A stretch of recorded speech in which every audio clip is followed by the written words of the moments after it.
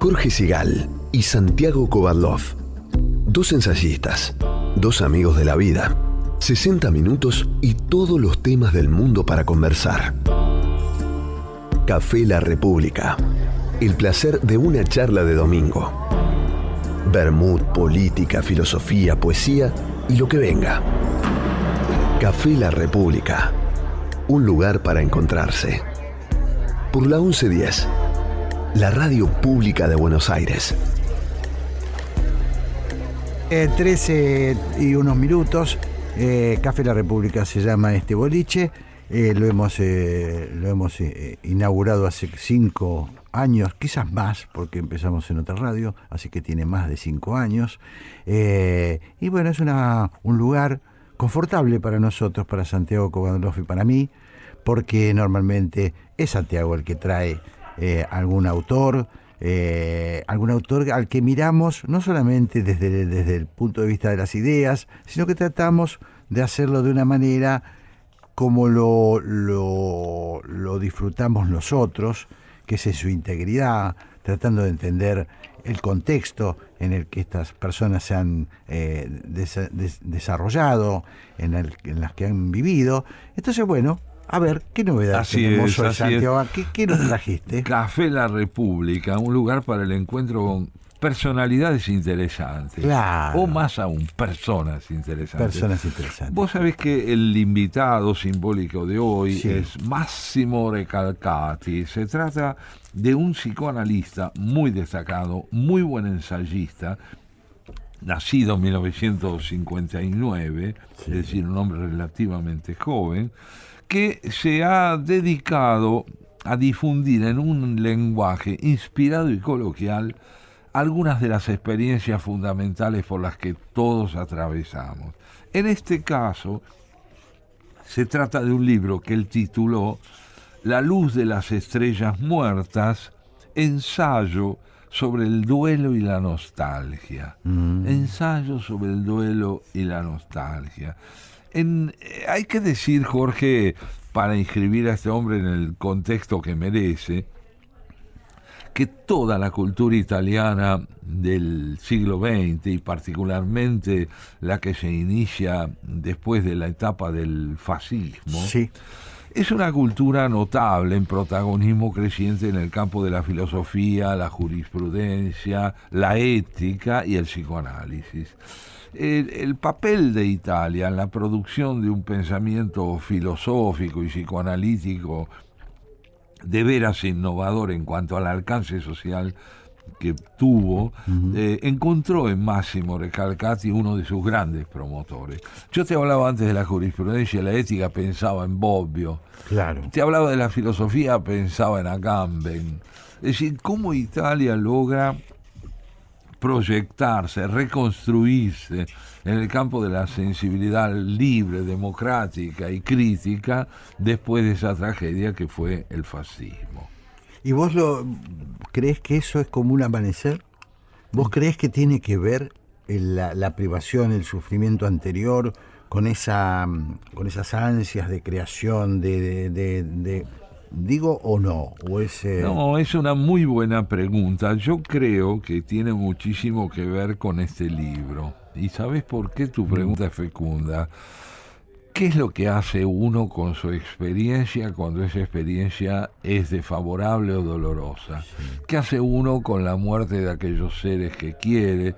¿Qué hace uno con experiencias que han sido adversas, pero que significan una oportunidad para crecer? Italia, de la que siempre va a ser gratísimo hablar a través de su protagonismo cultural en el mundo de hoy, logra infundirle a su producción creadora un protagonismo europeo formidable después de la experiencia fascista, porque la puede pensar. Claro, porque es, digamos, no solo en el mundo de la escritura, del pensamiento, de la literatura, es en el cine, es una revolución en Italia. Recordás muy, muy oportunamente. En la música. Es impresionante.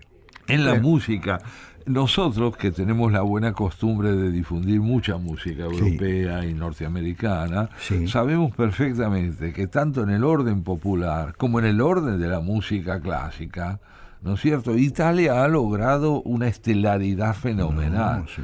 Y yo creo que de modo general conviene tener presente que la irrupción en el campo del psicoanálisis de un ensayista que capaz de transmitirle a una persona que no esté familiarizada con el psicoanálisis la importancia de ese modo de leer las emociones humanas, tiene como respaldo esta fuerte propensión, seguida por la cultura italiana, a la revisión crítica del prejuicio, a la revisión crítica de la ideología, de todo aquello que congeló en los primeros años del siglo XX a Italia en una tendencia espantosa.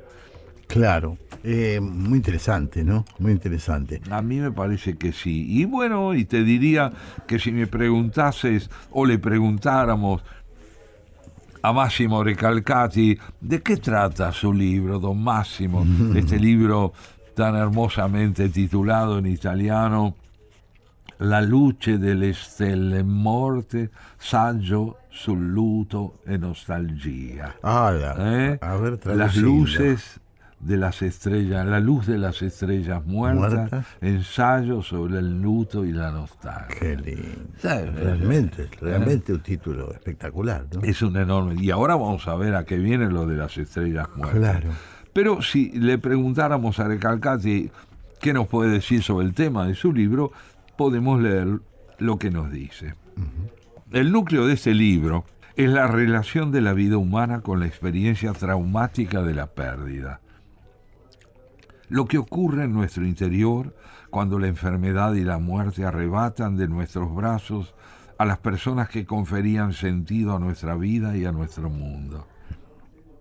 Cuando nos vemos en la tesitura de perder a los que tanto hemos amado, así como cuando los ideales por los que hemos vivido se hacen añicos de manera irreversible, o cuando tenemos que abandonar una tierra o una casa que había acogido nuestra vida y a la que estábamos profundamente apegados.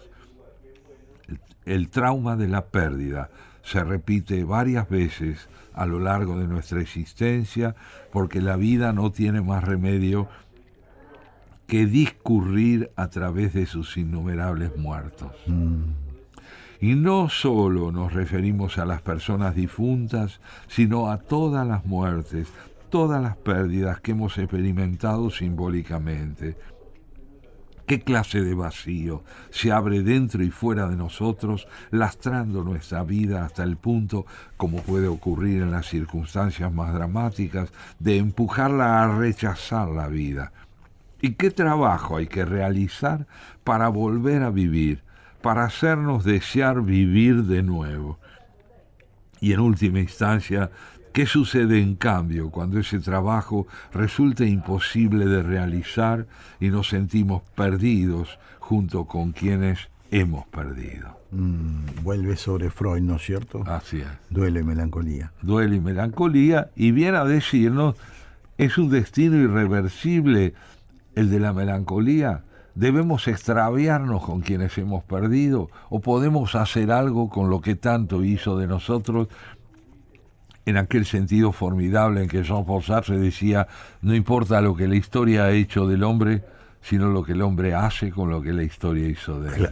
Claro. La caída de ciertos ideales, la pérdida de ciertos seres, nos dice Recalcati, a veces tiene y puede tener sin duda un valor paralizante, pero también puede ser posible encaminarse hacia una elaboración de lo perdido que convierta a lo perdido en un estímulo para la vida, en un estímulo para proseguir, en un aprendizaje, como decíamos en una de nuestras audiciones recientes cuando hablábamos de San Martín, de experiencias que, habiendo sido fallidas, sin embargo nos sirvieron para poder desplegar nuestra fortaleza mayor. Claro, y la enfermedad, haciendo el paralelo con duelo y melancolía, sobre todo porque Recalcati habla de ideas, de la posibilidad de cambiar de ideas, de la capacidad o de perder objetivos que uno se había trazado, idealmente aferrado a ciertas cosas que cambian, que se modifican. Bueno, esto es a diario, esto lo vemos ahora en nuestra vida cotidiana. Así es. Sin embargo, hay dos posibilidades también, ¿no? Es decir, una sería aferrarse a lo viejo, eso es la melancolía, quedarse aferrado, y la otra es aceptar que hay un discurrir hay un duelo que ¿Y hacer. qué decir, Jorge, entonces, si trasladamos estas reflexiones de Recalcati, la que estás haciendo, Sí. y lo que podemos aportar al campo de la política? ¿Pueden las naciones sobreponerse a su propensión o su tendencia o su experiencia en el campo del fracaso? ¿Hasta dónde los liderazgos políticos aspiran a perpetuar o a transformar aquello que ha sido una experiencia reiterada? Bueno, nosotros tenemos mucha experiencia en Argentina al respecto, ¿no? No, es así. Es así, claro. Porque hemos discutido mucho en este mismo espacio tantas veces, ¿no? Algunas ideas que perduran, algunas ideas que se convierten en trauma para las sociedades, porque el mundo cambia. La modernidad implica adaptar esas viejas ideas a nuevas formas de desarrollo de la sociedad. No siempre es tan sencillo. Lo que estamos diciendo, que Recalcati analiza en el libro que vos traes, no es tan sencillo cuando uno lo lleva a ejemplos concretos. Nuestro país tiene mucho de eso, Santiago. Así es. Creo que nuestro país tiene una propensión, voy a decir me voy a arriesgar, pero hay una parte de la sociedad que tiene una propensión a la melancolía, ¿no es cierto? A pensar muchas veces en que se puede volver a ser lo que se fue. Claro, y digamos, la tenacidad con que a veces una sociedad se empeña a través de sus liderazgos y aspiraciones a repetir lo que ya se ha perdido, tiene que ver además con intereses y obstinaciones, claro, que tienen rentabilidad para unos pocos, claro, y problemas y dolores para una inmensa mayoría. Sí, vale la aclaración, porque además estamos hablando de ciencia política, estamos hablando de desarrollo de las ideas, no estamos hablando de patologías distintas a las de las personas, ¿no? Porque si no uno termina simplificando. Así es. Simplificando. Está bien eso, no caer en reduccionismos. Y bueno, y también podemos preguntarnos a esa altura de la conversación y la lectura de Massimo Recalcati, sí, en este libro, por lo que le da título, La luz de las estrellas muertas. ¿A qué se refiere él? Escuchémoslo. A ver. Pensemos en el extraño fenómeno astrofísico de la luz de las estrellas. Esta luz que siempre observamos con emoción cuando hace su aparición en nuestros cielos. Como nos explican los científicos, no emana de una estrella realmente existente en el espacio celeste. Lo que ocurre más bien es que nos llega con muchos años de retraso, millones de años probablemente, desde una estrella muerta, desaparecida en la inmensa oscuridad del universo. Cuando miramos el cielo estrellado sobre nuestras cabezas, admiramos una presencia que está hecha de ausencia o una ausencia que se hace presente. En efecto, la luz brota de una ausencia que se hace presencia y de una presencia que evoca una ausencia. Vemos la luz de las estrellas brillando en la oscuridad de la noche sin pensar que lo ha generado es un objeto ya muerto. Es el rostro más propio de la nostalgia entendida de la manera en que queremos plantearlo nosotros, de la nostalgia gratitud. Lo pasado ya no está con nosotros, si bien en vez de convertirse en objeto de un lamento regresivo, resplandece en su ausencia, alcanzándonos como una visita fecunda, inesperada. Divino.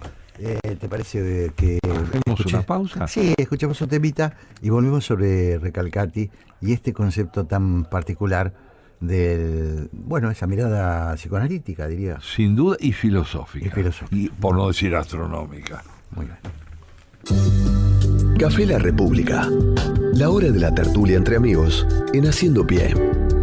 Con Jorge Sigal y Santiago Kubalov.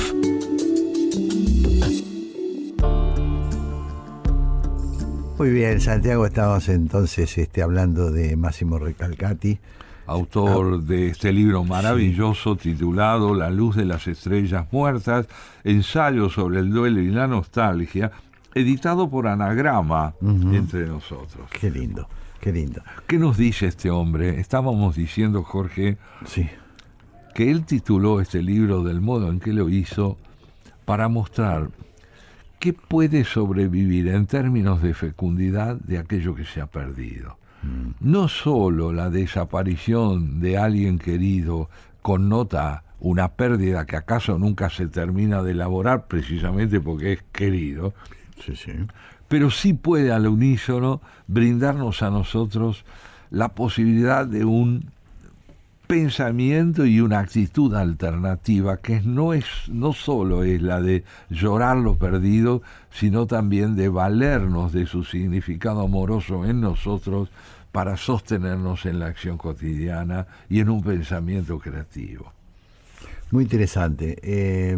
Muy interesante, a veces poco analizado, valga la expresión, poco analizado por la política, poco analizado, poco entendido por la política, que tiende a ser muy negadora. Esto ocurre por mi cuenta, no es de Recalcati, pero que tiende a ser muy negadora. La política es negadora por momentos. Por supuesto, porque asienta buena parte de su desarrollo, es decir, de la búsqueda de protagonismo y de victoria por parte de quienes se postulan como candidatos representativos de una sociedad, a la idea de que es posible alcanzar lo que se promete, negando muchas veces el padecimiento por el que se ha atravesado. Claro. Pero igual, ¿por qué será que...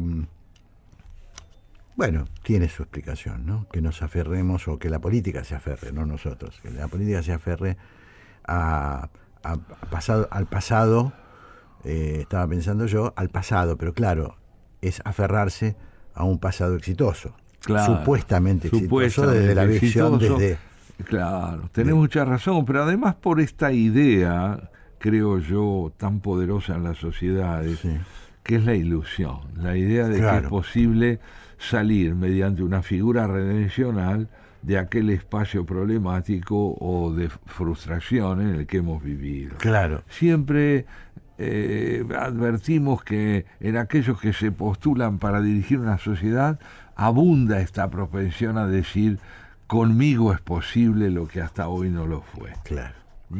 Y la necesidad de creer en estas promesas nos lleva muchas veces al enceguecimiento de las limitaciones que están implícitas en esas promesas. Y terminamos descubriendo tarde hasta qué punto esa ceguera nos impidió comprender por dónde íbamos al seguir a estos líderes. Claro. Dice Recalcati, Sí. además, la experiencia del duelo ocupa la primera parte de este libro, en la que se trata de responder a estas preguntas fundamentales. ¿Cuáles son esas preguntas, Jorge?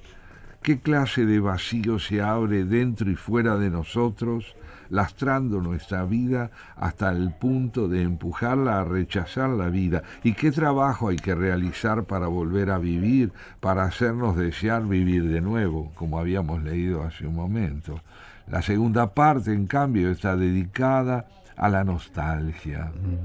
Así como el trauma de la pérdida y de su duelo presenta diferentes destinos posibles, existe del mismo modo diferentes formas de nostalgia.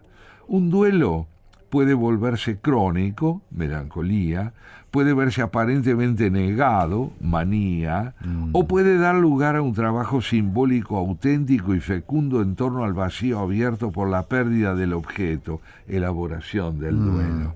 Sin embargo, como veremos en detalle, ninguna elaboración de duelo puede llegar a realizarse por completo. siempre queda un residuo, algo que no podemos olvidar, que no nos permite despegarnos por completo de nuestras pérdidas. En esta clave la nostalgia mantiene una relación particular con ese residuo inolvidable que el trabajo del duelo no es capaz de absorber. Es este el punto común entre la nostalgia y el duelo. El carácter irreversible de la pérdida está asociado a la necesidad de recuperar lo que hemos perdido. Sin embargo, nadie puede regresar de la muerte, al igual que nadie puede regresar al tiempo mítico al que nuestra nostalgia quisiera devolvernos. Ni el trabajo del duelo, ni el sentimiento de la nostalgia pueden de hecho recuperar lo que hemos perdido para siempre. Muy interesante, ¿no? Aquí pone, vos ves que sutil es Recalcati, él está poniendo el acento en la imposibilidad de dejar por completo atrás, por completo, el dolor por el que se ha vivido. Claro. Pero sí señala y enfatiza que es posible alcanzar una posición relevante sobre ese dolor, convirtiendo el legado de lo perdido, el legado amoroso que nos deja la persona perdida o el legado de aprendizaje que nos deja la experiencia perdida en una fuente de innovación y creatividad. Claro, es el verdadero duelo, ¿no? Ese no desaparece la figura amada o el objetivo político amado para llevarlo a planos sociales, la ilusión que me generé con aquella revolución, aquel movimiento, lo estoy traduciendo, lo estoy haciendo en palabras comunes. Puedo quedarme aferrado a quiero volver a eso, que está muerto.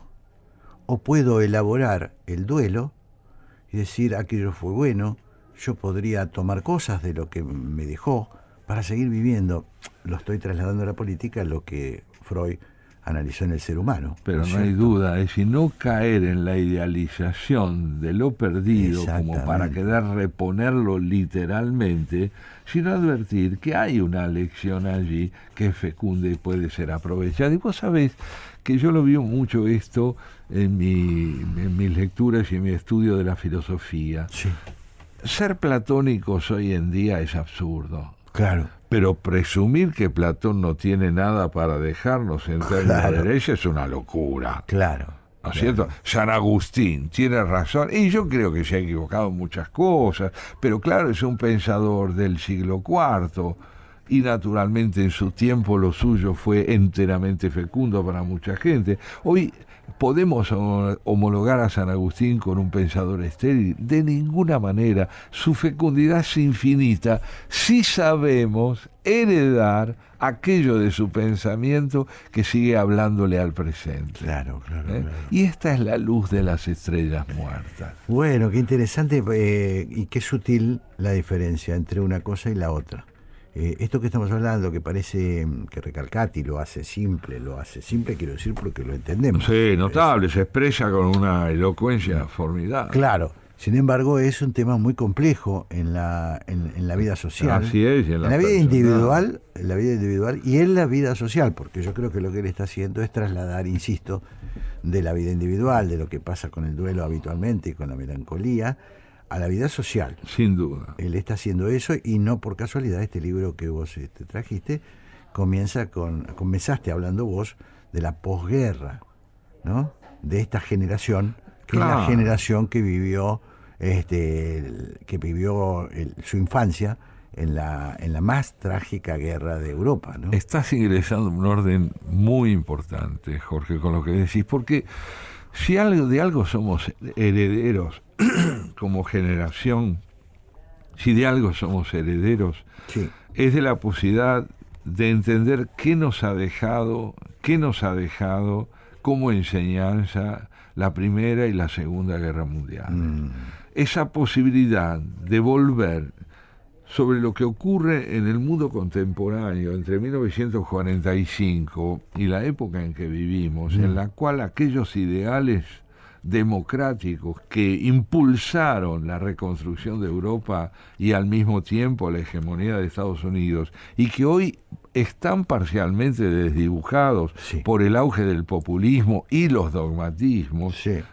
de todas maneras a nosotros me parece, nos propone no caer en la tentación apocalíptica de creer que todo está perdido, que no hay nada que rescatar de la democracia occidental, que el camino hoy es otro que el de la democracia, aun cuando sean tantos los ejemplos, y el chino es tal vez el más elocuente, de que es posible, extraña y dolorosamente, conciliar los ideales del desarrollo económico con la ausencia de una sensibilidad crítica en el campo de la política. Es muy aleccionador esto que estamos tratando de interpretar a través de este libro de Recalcati. Es muy aleccionador porque parece una cosa más o menos obvia, que al pasado no se vuelve. Sin embargo, vivimos añorando parte del pasado.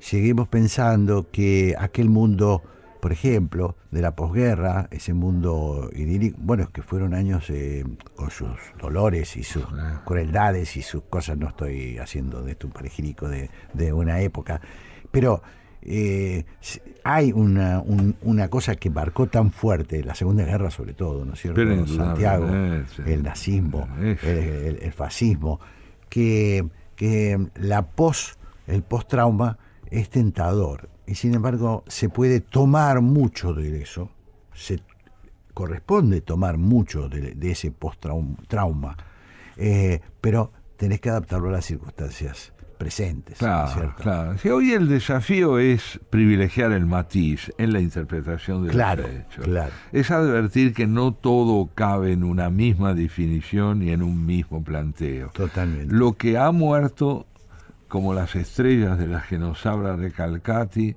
ha dejado una luz que sigue recorriendo el universo sin extinguirse. Millones, miles de millones de años atrás, estallaron esas estrellas que, sin embargo, dejan como herencia una luz que recorre la oscuridad del universo, como dice Recalcati, y llega hasta nosotros para transmitirnos el legado de lo que ya no está.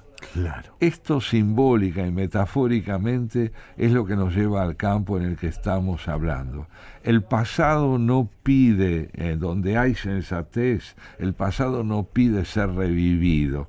Sin embargo, ese pasado ha dejado un legado y nosotros podemos rescatarlo. No se trata de volver a ser clásicos ni románticos, tampoco modernistas, pero se trata de saber que el clasicismo, el romanticismo y la modernidad han fecundado también una sensibilidad que no quiere imitarlos, pero sí heredar de ellos algo fecundo. Claro. Muy interesante, ¿no? Sigue diciéndonos Recalcati: la nostalgia con todo puede tener dos caras diferentes, como me he esforzado para hacer patente en este libro. La primera es la de la añoranza, la segunda es la de la gratitud. La nostalgia añoranza adquiere la forma de la rememoración de un pasado feliz, pero irremediablemente perdido, por más que constantemente añorado. Esta nostalgia señala la prolongación del dolor, del duelo por lo que hemos perdido y nunca nos será devuelto. La madre, la infancia, el vigor de la juventud, las oportunidades, los amores, una vida diferente, nuestros proyectos, etc., es la condición básica de todo duelo. Seguimos sintiendo entre nosotros la presencia del objeto perdido. En los espacios que hemos compartido, en el tiempo que hemos vivido juntos, sobreviven las cosas que le pertenecían en nuestra memoria y en nuestros recuerdos. Sin embargo, ella ya no está aquí. No puedo verla, tocarla, abrazarla, hablarle, escucharla, oler su perfume. Una interrupción sin posibilidad de recuperación ha excavado un foso infranqueable entre nosotros y nuestro pasado y nuestro presente. La segunda forma de nostalgia es la de la nostalgia gratitud, que no queda prisionera del arrepentimiento, sino que se convierte en un poderoso recurso psíquico para la renovación de la vida. Mientras que la primera forma de nostalgia está animada por un profundo deseo de volver a lo que se anhela como una suerte de paraíso perdido, la nostalgia gratitud encuentra precisamente en ciertos detalles imborrables de nuestro pasado la fuerza para actuar con más vitalidad en el presente y para proyectarse generativamente en el futuro. Es esta la forma esencial que puede adquirir la tarea de heredar. Este es un término clave, Jorge. Saber heredar. No hereda el que recibe, hereda el que transforma lo recibido. Claro, claro. El pensamiento conservador no sabe heredar porque intenta preservar intacto aquello que es pasado. La añoranza. La añoranza. En cambio, el pensamiento verdaderamente creador, esta segunda forma de nostalgia, que es la nostalgia gratitud, toma del pasado aquello que lo habilita como creador, que lo estimula a recrear y forjar nuevas realidades, lo que de ese pasado proviene en forma de material heredado. La herencia, el saber heredar, pide un transformador. Claro, claro. Es una reinterpretación de lo que, bueno, una reelaboración. Una reelaboración de lo que uno ha tiene como recuerda como algo bueno, como algo grato, o sea, lo que no se puede es aferrar a eso que ha terminado. Claro, cuando sobreviene ese aferrarse estamos en la melancolía, en el orden personal. Como dice Freud, la sombra del objeto perdido abarca al yo. Claro. La cubre por entero. Totalmente.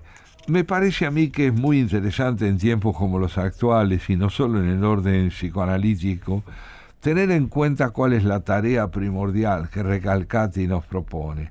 Aprender a aprender.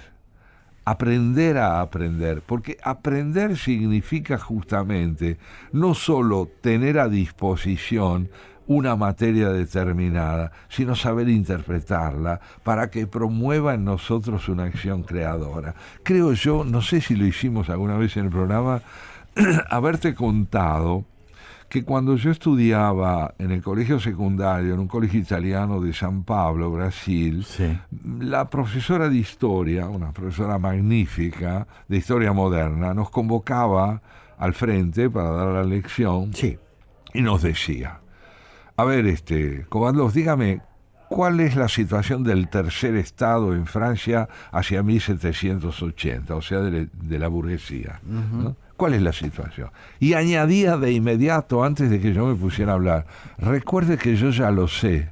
Claro. ¿Qué me quería decir? Si usted no hizo algo con lo que yo le enseñé, le pongo ausente. Claro. Pues yo no lo traigo aquí para que repita lo que yo le dije. Qué interesante. Aprenda a heredar, transforme en punto de vista. Y si usted se equivoca en su punto de vista, será porque yo no estoy enteramente de acuerdo con usted, pero usted habrá estado presente, habrá dado su parecer, habrá corrido el riesgo de la interpretación. Qué lindo, ¿no? Qué linda lección. Gran lección, inolvidable, como ves, a esta edad que yo ya tengo, recordar la perplejidad de ese adolescente que oyó decirle a su maestro: no me cuente lo que le conté, cuénteme lo que hizo usted con lo que yo le dije. Muy linda forma de explicar lo que estamos hablando, ¿no es cierto? Lo de recalcar.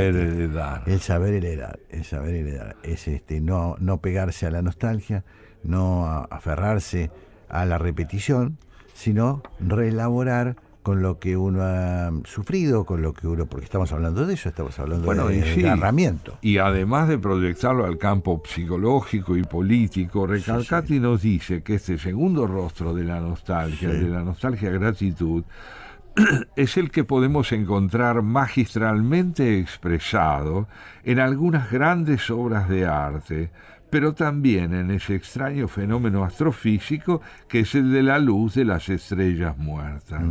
Algo que ya no está entre nosotros, las ruinas de una ciudad destruida, el cuerpo celeste de una estrella muerta, no deja nunca de iluminar nuestra vida ni su devenir. Lo que ocupa ahora el lugar central no es el deseo del regreso, que encuentra su paradigma mitológico en Ulises, que quería volver a su Ítaca, sino un deseo que aún no hemos experimentado plenamente nunca. De esa manera, la nostalgia, más que volverse regresivamente hacia lo que ya ha sido, puede adquirir los rasgos audaces de una fuerza que nos empuja hacia lo que nunca ha sido, lo que aún no ha ocurrido, lo que nunca hemos visto. Más que recordar el paraíso perdido en el pasado, esta segunda forma de nostalgia anima el deseo por lo otro como un deseo nuevo. ¿Es posible que sintamos de verdad nostalgia por el futuro? Nostalgia por un lugar en el que nunca hemos estado, por un amor que nunca hemos experimentado, por un viaje que nunca hemos hecho, por un pensamiento que nunca se nos ha ocurrido, y por sobre todo, la nostalgia como gratitud implica que aquello que viene a visitarnos desde nuestro pasado encierra una promesa inaudita para nuestro futuro. En este caso, lo que la elaboración del duelo no ha podido asimilar, queda incorporado en nosotros sin movilizar, sin embargo, ninguna añoranza melancólica. Café La República. Jorge Sigal y Santiago Kovadlov conversan en la Radio Pública de Buenos Aires. Estamos en los minutos finales de esto que hemos llamado Café La República, parte de Haciendo Pie. Hoy estamos con un invitado italiano, Massimo Recalcati, lo trae como siempre Santiago Kovadlov, y con su libro, La luz de las estrellas muertas. Sí, es un bellísimo título, Jorge, como vos recordabas hace unos minutos fuera de micrófono, sí, por lo que tiene doblemente de sugestivo. La verdad objetiva que encierra, por un lado, hay luz de las estrellas muertas, claro, la astrofísica lo ha demostrado, claro, y lo podemos ver, y al mismo tiempo la dimensión metafórica, la dimensión, diría yo, poética, que implica el saber ver en lo que ya ha pasado un aliento que aún llega hasta nosotros. Y te voy a dar un ejemplo, pero extraordinario. ¿Leemos a Cicerón? Sí. Cicerón tiene razón en todo lo que dice. No puede tenerla porque su palabra pertenece a una civilización extinguida, claro, como las estrellas muertas. Pero estamos ante la palabra de alguien que ha ido con la potencia de su reflexión más allá de la época en que está escrita su obra. William Shakespeare ha muerto hace 400 años. ¿Qué puede decirnos ese calvo señor del siglo XVII que nosotros podamos entender como significativo hoy? Muchísimo, en la medida en que no queramos preservarlo intacto. Claro. Sus obras, que están ambientadas en una época y con personajes que ya no existen, tienen, sin embargo, la potencia dramática y la inconsistencia trágica que lo convierte en una lección viva. Lo leemos para enterarnos de las últimas noticias. Yo lo leo a Shakespeare para saber cómo soy, para tratar de entender el mundo en que vivo, no solo el mundo en el que él vivió. Nos alcanza la luz del pasado como una dimensión de lo viviente y constante. Es, imagino, Santiago, lo que estamos diciendo, un delicado equilibrio que uno debe saber administrar entre la experiencia del pasado, la sabiduría del pasado, porque vos ahora te metiste en eso, la sabiduría del pasado, no solo la experiencia. Muy bien. Pero no confundir con el anquilosamiento, es decir, me quedo en... Claro. Quiero repetir eso. Claro, si voy al Globe Theatre, claro, o al Teatro Globo en Londres, no voy a encontrar el Teatro Globo tal como era en la época de William Shakespeare. Fue quemado, fue refaccionado mucho después, pero reproduce algo de aquel tiempo que nos permite heredar el aliento esencial que tiene toda esa propuesta del Teatro Globo del siglo XVII. Claro. Es una cosa muy interesante, parece simple, es muy complejo. Es mucho más quizás entendible cuando uno lo lleva a la vida personal, a la vida de las personas, esas personas que se quedan aferradas, por ejemplo, a un muerto querido, ¿no es cierto?, y que no pueden superarlo, y aquellas personas, como muchas veces hemos hablado acá, que hacen de la herencia me refiero a la herencia espiritual, no me refiero a la herencia económica, que hacen de la herencia una materia de trabajo, una materia maleable, una materia, un combustible que le permite seguir viviendo y aprovechando lo que ha aprendido, pero sin estar aferrado a aquello que ya no está. Claro. Hay una dimensión irremediable de la muerte en todos los órdenes, de lo que se marchita, de lo que se acaba, no solo de los seres que hemos querido y que fatalmente nos precedieron, claro, como suele decirse, en el camino de la vida. Pero hay también en esos seres que se han ido una voz que seguimos escuchando, una propuesta que seguimos atendiendo y que en el campo de la cultura tiene que ver no con la sacralización del pasado, sino con la gratitud por contar con semejante caudal de obras. Leer a Galileo Galilei, claro, no es solo enterarnos de lo que la física propone en el siglo XVII, claro, es comprender lo que significa la capacidad de preguntar, esa eterna virtud que en el hombre le infunde dignidad crítica a todos sus emprendimientos. Claro. Ahí está Galileo abriendo un horizonte de temas y problemas que habrían de desplegarse espectacularmente después. Claro. Sí, creo que estamos ante un tema, insisto, que fácil de narrar, difícil de aprender. Sí, ¿no? Sí. Pero insistimos en en que preservando esa diferencia que tan bien marcás, nos permite a nosotros comprender que podemos aprender a heredar. Dice Recalcati en otro momento de su espléndido libro: la novedad, como intuyeron Petrarca y los humanistas, está contenida precisamente en el pasado y en su replanteamiento, ya que solo podemos ser verdaderamente modernos si nos sumergimos en lo antiguo. Solamente podemos ser modernos, verdaderamente modernos, si nos sumergimos en lo antiguo. Mira, esto a mí me remitió en términos reflexivos a lo que significa el enlace intergeneracional. Naturalmente, todas las generaciones aspiran a ser de vanguardia, todas están llamadas a ser de alguna manera únicas y a liberarse del peso, el lastre del pasado en lo que éste tiene de obcecadamente persistente, más allá de las demandas del momento actual en que vivimos. Bueno, toda generación está llamada a ser vanguardia por un momento, pero al mismo tiempo el enlace intergeneracional permite que a la luz de las necesidades de hoy podamos leer el pasado también como una propuesta que nos enriquece en el presente. Decía Arnold Hauser, ese maravilloso sociólogo del arte que tanto trabajó a mediados del siglo pasado, el arte está lleno de respuestas, pero solamente para quien está lleno de preguntas. Qué lindo. Es hermoso, ¿no? Es hermoso. Es hermoso. ¿No? Claro. Entonces, claro, si uno no tiene preguntas que formularle a la escultura griega del siglo IV o V antes de Cristo, ¿qué veremos? Esculturas del siglo IV del siglo V. Totalmente. Pero si somos capaces de interrogar con preguntas del presente, ¿qué es un cuerpo? ¿Qué es la belleza? ¿Qué significa la perennidad buscada en el mármol? Si sabemos plantearnos preguntas así, entonces el pasado nos vuelve a hablar.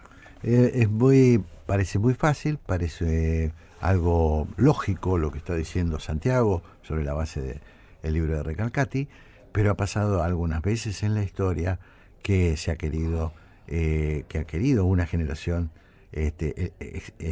terminar con la anterior, ¿no? Nosotros lo vivimos bastante en los años 60, a fines de los 60, una especie de juvenilia universal, ¿no es cierto?, donde parecía que se cargaba la gente joven a las viejas ideas. Fue una lucha, como dice Santiago, se encerraba las dos cosas, ¿no? Por un lado renovarse, por un lado buscar la novedad, pero por el otro lado con la exageración, la impostación de que se podía vivir sin lo anterior. Claro, y es un error. Es un error. Nosotros somos partidarios de esta convicción. Que en el caso del Mayo francés lo resolvió el general de Gaulle a la vieja usanza, con las tropas en la calle y demostrando que los señores mayores existían. Claro. Y sin hacer una apología de la violencia de ninguna manera, queremos recordar. No, es una ironía, por Dios, que me entiendan, porque fue muy trágico. Estamos hablando de lo que pasa es que ha pasado el tiempo, ¿no? Sí. Pero es indudable que pretender ser o tener el monopolio de la razón es una forma intolerante de concebir la vida del presente. Estamos así ya yéndonos, Santiago. Sí. Máximo Recalcati fue tu invitado de hoy. Y nuestro interlocutor. Y nuestro interlocutor. Nosotros volvemos a encontrarnos, como siempre, el domingo que viene en este espacio que hemos llamado Haciendo Pie y en esta sección que hemos llamado Café La República. Gracias, Máximo Recalcati. Un abrazo, Jorge. Chao, Santiago. Hasta el domingo próximo.